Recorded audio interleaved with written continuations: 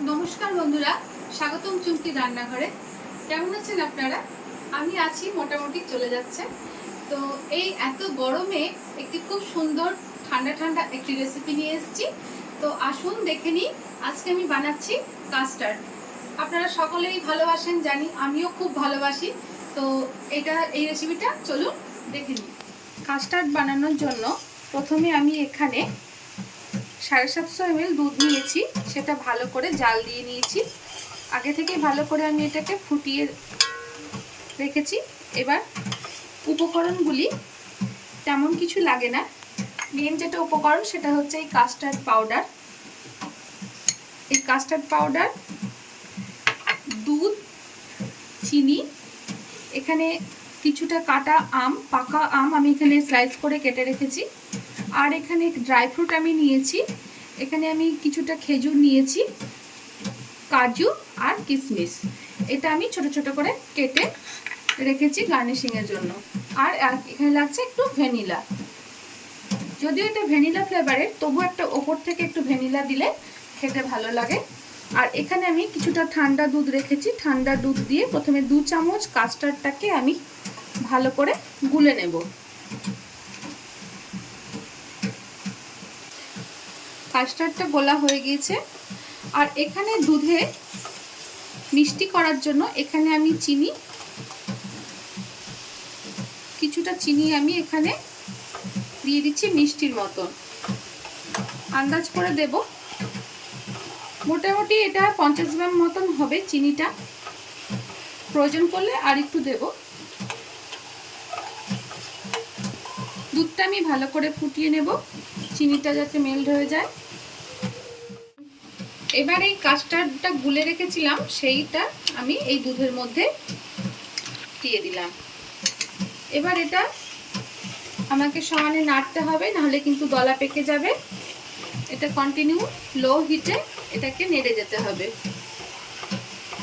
নাহলে দলা পেকে যায়। কড়াটা খুব সোজা, খুব অল্প সময়ের মধ্যে হয় এবং এই গরমে খুব ভালো লাগে ঠান্ডা ঠান্ডা খেতে।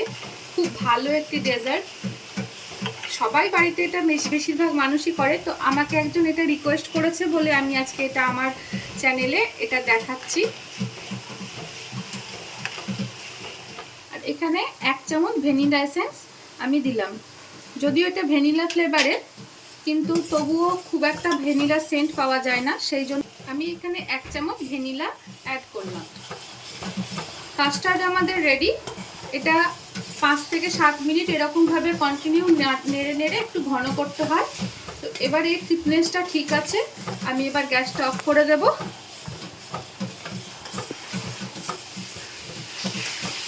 এখানে আমি একটা কাচের পাত্র নিয়েছি, সেই পাত্রে এটা ঢেলে দেব।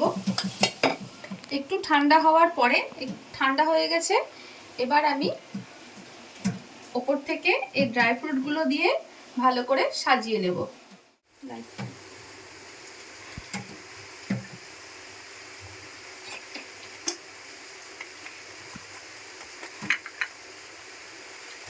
খুব সুন্দর করে এটাকে সাজালে দেখতে খুব ভালো লাগে এবং খেতেও খুব ভালো লাগে। এরকম ড্রাই ফ্রুট দিলে খুব ভালো লাগে। আর পাকা পেঁপে, আপেল, বেদানা এইসব ফলগুলো দেওয়া যেতে পারে, আম। তো আমার কাছে এখন ওসব কিছু নেই, আমটা আছে তাই আমটাই দিয়ে দিলাম। পাকা কলা, এই টাইপের ফলগুলো দিয়ে সাজালে খেতেও খুব ভালো লাগে, দেখতেও ভালো লাগে। যখন আমার ঘরে আম থাকে না অন্য সময় করলে, তখন আমি পাকা পেঁপে, বেদানা এগুলো দিয়েও করি, তখনও খুব ভালো লাগে। তো এখন যেহেতু আম রয়েছে বলে আমটাই দিচ্ছি, আমটাও খেতে খুব ভালো লাগে। এখানে সমস্ত ড্রাই ফ্রুট এবং আম দিয়ে আমি এটাকে ভালো করে সাজিয়ে নিয়েছি। এবার এটা আমি 1 ঘন্টার জন্য ফ্রিজে ঠান্ডা হতে দেব। ফিরে আসছি 1 ঘন্টা পর। তো তৈরি হয়ে গিয়েছে আজকে কাস্টার্ড। এত গরম পড়েছে, এই গরমে এই রকম একটি লোভনীয় ডেজার্ট কে না পছন্দ করে। আমি তো খুব পছন্দ করি এবং আমার বাড়ির আমার মেয়ে, বর সবারই খুব পছন্দের। তো তাই এই ঠান্ডা থেকে মুক্তি পাওয়ার জন্য, ক্ষণিকের জন্য এই ডেজার্টটি আমরা তৈরি করেছি। তো এই রেসিপিটি আমার চ্যানেলে দেওয়া থাকবে।